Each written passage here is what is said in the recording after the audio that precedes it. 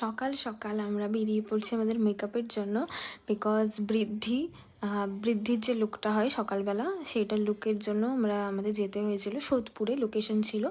তো আমি আর আমার একটা স্টুডেন্ট, মানে আমার ফার্স্ট ব্যাচের, ওদের ব্যাচ কমপ্লিট হয়ে গেছে, তাই ওদেরকে আমি নিয়ে যাই সাথে করে। একজন না হলে না খুব প্রবলেম হয়।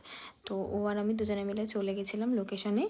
তো ওকে আমি আইব্রো ভাতেও সাজিয়েছি। তো আজকে বৃদ্ধির লুকটা ছিল সকালবেলা, যেহেতু ওর লগ্ন অনেক ফাস্ট, অনেক গোধূলি লগ্নে বিয়ে, সেই কারণে ওর সব রিচুয়ালসগুলো খুব তাড়াতাড়ি হয়ে যাচ্ছিলো। তাই আমাদের অনেক সকাল সকাল যেতে হয়েছিল, যাতে বৃদ্ধিটাও ওর আর কি সকাল সকাল হবে, তার আগে যাতে ওই সেজে কমপ্লিট থাকতে পারে, সেই কারণেই। আর এখানে দেখতেই পাচ্ছ যে আমাদের লুক কমপ্লিট। এবার আমরা নিচে চলে এসেছি, আমাদের টিফিন করে নিতে বলেছিল, সেই কারণেই।